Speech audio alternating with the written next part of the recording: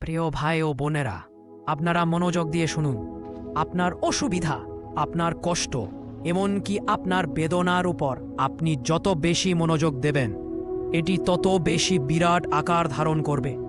যখন আপনি বলেন, আমি এর মধ্যে দিয়ে যাচ্ছি, আমি ওর মধ্যে দিয়ে যাচ্ছি, এবং আপনার বন্ধুরা সহানুভূতি দেখিয়ে বলে, আহা আমি আপনার জন্য দুঃখিত, তাদের এই সহানুভূতি এই সমস্যাকে আরও বড় করে তোলে। আর যখন এই সমস্যা বড় হতে থাকে, তখন আপনি ঈশ্বরকে সন্দেহ করতে শুরু করেন। সুতরাং আসল বিষয়টি হলো, আমরা কোথায় মনোযোগ দিচ্ছি। আমি মনোযোগের কথা ভাবলে পবিত্র বাইবেলের দানিয়েল এবং সিংহের গর্তের ঘটনাটি মনে পড়ে। বাইবেল বলে, দানিয়েল সারা রাত সিংহের সাথে শান্তিতে ঘুমিয়েছিলেন।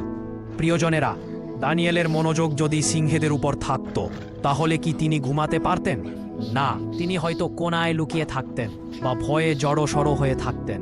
এটি আমাকে আমার জীবনের একটি প্রিয় অভিজ্ঞতার দিকে ফিরিয়ে নিয়ে যায়।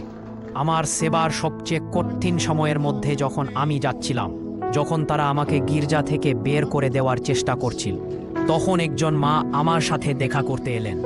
তিনি আমাকে একটি অ্যাপার্টমেন্টে নিয়ে গিয়ে দানিয়েলের একটি ছবি দেখালেন আর জিজ্ঞেস করলেন, পুত্র তুমি কি দেখছি? আমি বললাম, আমি সিংহ এবং হাড়গুলি দেখছি। তখন সেই মা বললেন, পুত্র ভালো করে দেখ। দানিয়েলের হাত পিছনে বাঁধা, কিন্তু তিনি সিংহদের দিকে নয়, বরং আলোর সেই রশ্মির দিকে তাকিয়ে আছেন। সত্যিটা হলো, দানিয়েলের মনোযোগ সিংহদের উপর ছিল না, তার মনোযোগ ছিল সর্বশক্তিমান ঈশ্বরের উপর।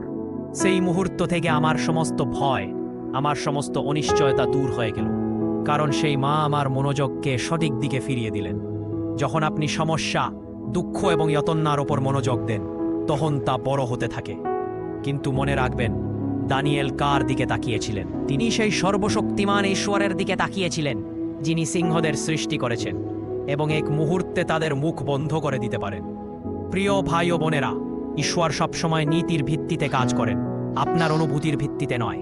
একটি সরল নীতি হলো, আমরা যা বপন করি তাই কাটতে হয়।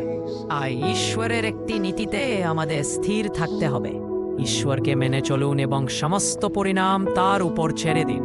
আপনি যখন ঈশ্বরকে মেনে চলবেন এবং সমস্ত পরিণাম তার হাতে ছেড়ে দেবেন, তখন আপনারা পরিস্থিতি যাই হোক না কেন, আপনার হৃদয়ে শান্তি, আনন্দ এবং দৃঢ় বিশ্বাস থাকবে। আপনি যদি ঈশ্বরের সন্তান হন, তবে আপনারা জীবনে কেবল সেটাই ঘটবে যা ঈশ্বর অনুমতি দেন। যখন আপনি আপনারা জীবনে পাপ এবং অপরাধ বোধ নিয়ে বাঁচেন, তখন ঈশ্বরের উপর বিশ্বাস রাখা আপনার জন্য কঠিন হয়ে যায়, কারণ পাপ আপনারা জীবনে ঈশ্বরের শক্তির প্রবাহকে বাধা দেয়। ঈশ্বর আপনাদের মঙ্গল করুন।